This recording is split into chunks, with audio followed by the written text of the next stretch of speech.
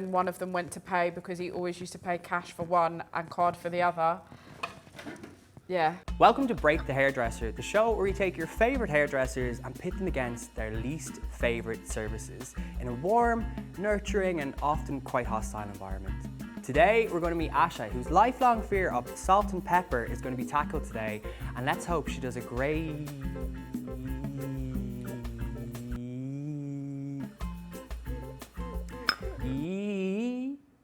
job.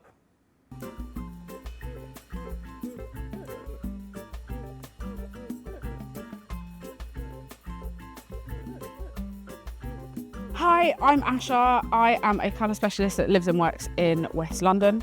I am here today doing some grey blending, as it is one of my probably biggest fears, and they are paying me to do it, so that's why I'm here. Hi Asha. Hey Connor. Because we are spending the day together, we should get to know each other a little bit. Yeah. So I have some questions. Cool. What was your last redo, and was it your fault? Yes, it was my fault. Left my toner on too long? Think Storm from the X-Men. Would you rather have your ChatGPT messages leaked or your hidden folder? That's a hard one. ChatGPT. Do we still have access to Asha's hidden folder? It says on your form that you are a gospel singer. Can I sing something for you? And you can just give me like some feedback. Go for it.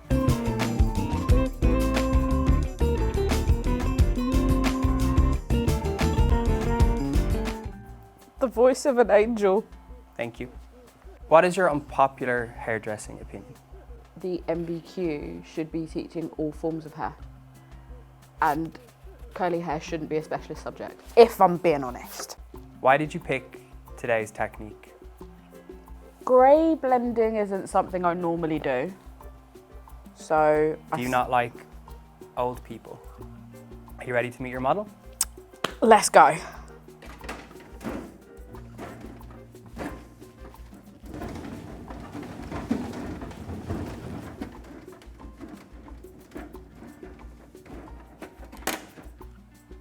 What am I doing here? Well, I was brought in and I have no idea what's going on. This is your model, Robin, who you're going to be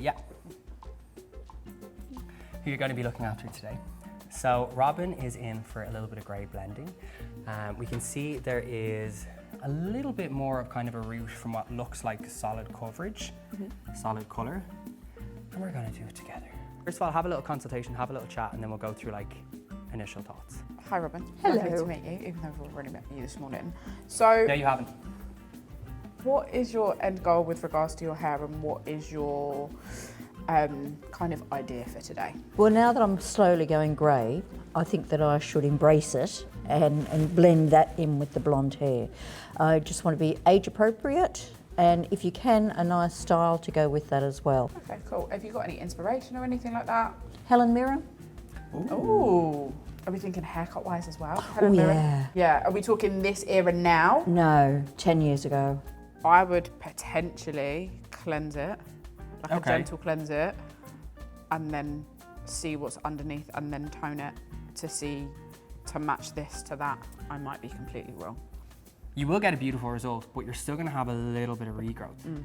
So because this is almost like 100% coloured, even all the natural kind of dark hair in here, I think what makes grey blending interesting and why people are gravitating towards it is there is dimension in it. So what we're trying to do is match the dimension from what's going up here to what's going down here. It doesn't have to be seamless, it doesn't have to be perfect, but if you can kind of disguise the eye from what's going on, that's what makes it blend. To transition Robin from the straight regrowth tint to her more natural salt and pepper grey, we need to do three things. Firstly, instead of completely bleaching out all of that previous colour, we can just gently connect it to the root and break up in between. So first we take that previous base shade, which is an 8, and create lowlights to the root. With each following appointment, you can make these finer and finer until we don't need them anymore, or the client may keep them for some added dimension. Secondly, to mimic that salt or white hair pattern, we're going to do a bleach highlight that alternates between a thin slice and a chunky weave every second time. Finally, to blend those darker pepper spots, we're going to use an 07 NW in Shades EQ. The reason we're using shades is because it will solely darken the previously coloured hair, not disrupting the natural pepper. Because it's a 7 against white hair, it could potentially look quite stripy, so it needs to be done razor fine, more on that later. And there will be no set pattern to where we put this 7. Just visually, wherever we see a dark spot, we're going to put it in to mimic the natural salt and pepper. I would probably frame it just with pre-lightener. Yeah, so we can get you kind of like a cleaner white frame, which I think is going to be beautiful. And then when it's all done, when all your foils are in, I would tone out everything in between. You might go in with like a 9T with a little bit of 9B or something like that, so that we can basically end up with this kind of myriad of... Is that a word? Yeah. Thanks, everyone. We'll go in with a myriad of all different tones. Yeah. Mostly this area here.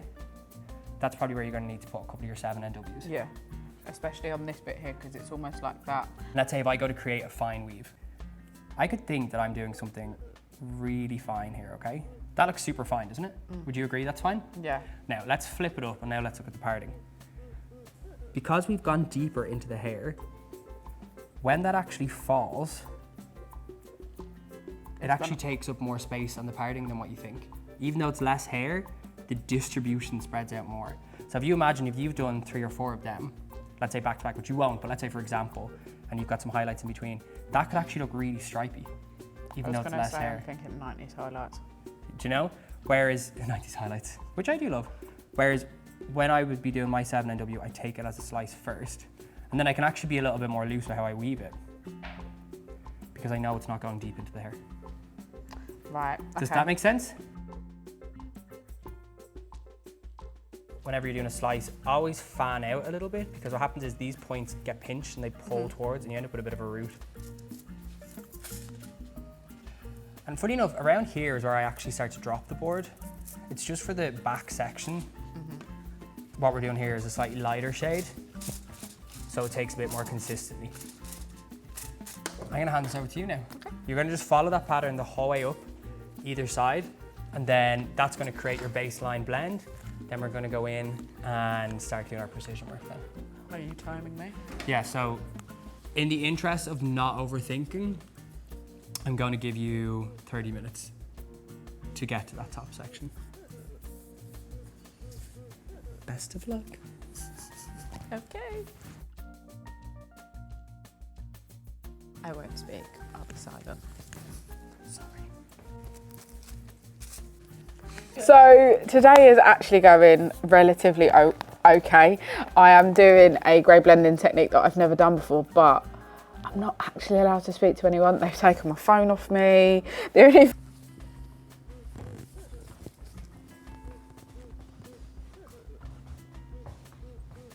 getting on? We're good. I think everybody's out there. Help. So it says here on your file, you love a bit of gossip.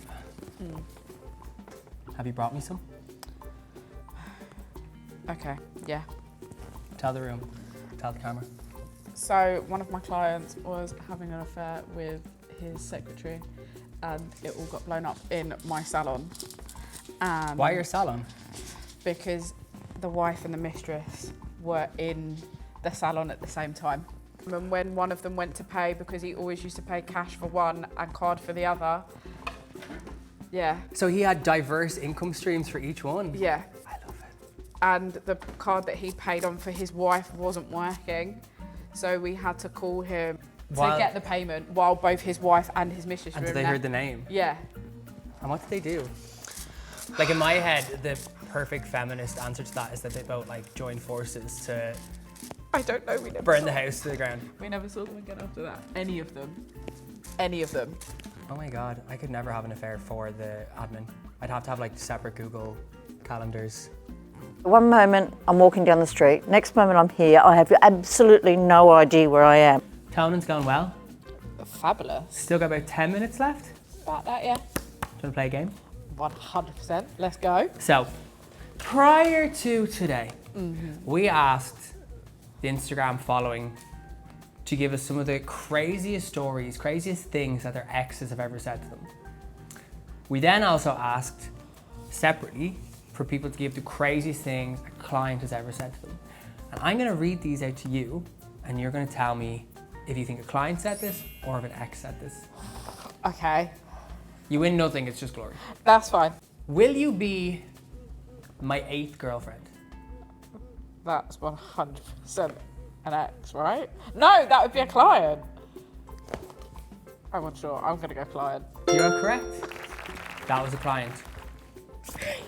I thought loyalty worked both ways. Oh, that's 100% a client. That is correct. That sounds like something a client would say. No offense to any clients out there. Robbed my jacket and I never saw them again. I'm gonna say ex. Final answer? I feel like I'm on countdown of. Yeah. So I'm not going to answer that. I'm going to leave it to the people at home to answer in the comments. Okay. And me and you will have a little chat after. So do we think client or ex, they robbed my jacket and I never saw them again?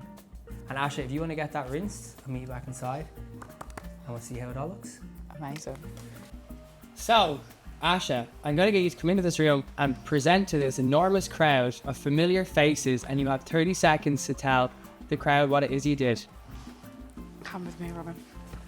Lovely grey blending technique of foils that were quite spaced out, and then we did a facial contour. We then toned in between to bring it all down with Redken Shades EQ. Amazing work, Robin. If you could do a little 360 for everyone to see a little Helen Mirren head shake. There we go. Oh!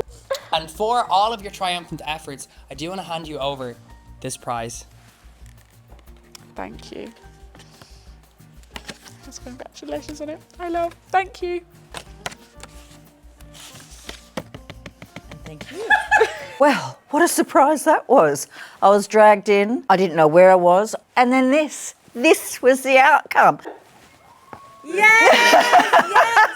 Connor's breath absolutely stinks. Instead of going in here and trying to colour that in, that's insane. It's not going to work. Lovely. Sorry, so enthusiastic. You got it, Kyle.